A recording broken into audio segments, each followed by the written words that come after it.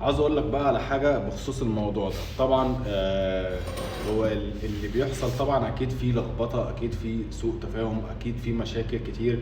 محدش عارف ايه السبب اللي خلى الاجهزه دي تقف ضريبه، وهي اساسا الضريبه بتاعت الاجهزه المفروض بطرق شرعيه اللي هي مدفوعه، او اللي هي متسجله بطرق شرعيه، مش اللي هي مثلا كان الجهاز موجود في مصر وكان حد سافر بيه وسجله قبل القانون الجديد ما يتعمل فاكتشفوا اللعبة فوقفوه، او مثلا كان متسجل بطريقة غير شرعية فتوقف.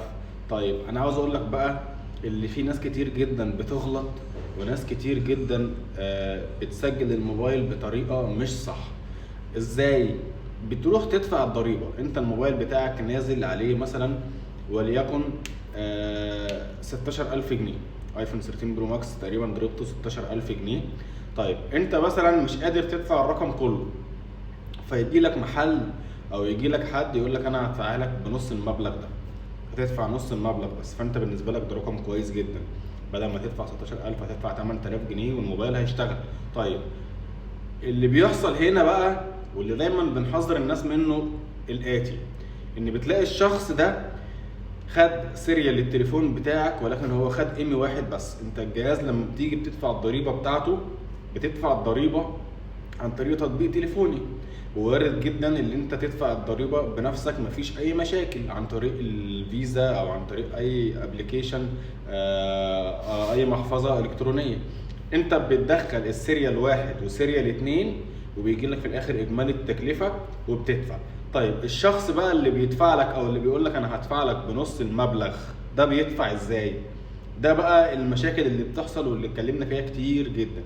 بياخد سيريال واحد من الجهاز بتاعك وياخد سيريال تاني من جهاز تاني، حد برضه عاوز يدفع، ويدفع السيريالين مع بعض عن طريق تطبيق تليفوني. يعني بيحط اول سيريال وبعد كده بيحط تاني سيريال ويظهر له المبلغ ككل اللي هم 16000 وفي الاخر يدفع. يبقى انت عندك اشتغلت شريحه وهو عنده اشتغل شريحه. لو فكرت تشغل الاسم مش هتشتغل، فانت بالنسبه لك مش فاهم، هتروح هتقول يا جدعان طب ما انا مش فارق معايا الاسم ايه يعني، انا مش عاوز الاسم اصلا، انا شغال بشريحه عاديه. فانت مش هيبقى فارق لك الاسم، فهيبقى بالنسبه لك حاجه كويسه ان انت تدفع 8000 جنيه ومش فارقه معاك الاسم. مفيش الكلام ده. دي المشاكل اللي بتحصل. عاجلا ام اجلا التليفون هيقف. ليه؟ لان هو الضريبه بتاعته مدفوعه بطريقه غير شرعيه. انت كده بتسرق، انت كده دافع بطريقه غير شرعيه. هتقولي طب يعني هو اللي بيتعمل فينا ده حلال ولا حرام؟ دلوقتي بقى مش قصه حلال ولا حرام والكلام ده كله، قصه اللي انت في الاول وفي الاخر موبايلك هيرجع يقف لان هو كده ما اتدفعش بطريقه غير شرعيه. انا قلت لكم قبل كده يا جدعان الضريبه اللي بتدفع مفيش حد هيقول لك انا هدفع لك نص الضريبه، مفيش حد يقول لك هدفع لك ربع الضريبه، لان هو مش هيعرف يعمل كده.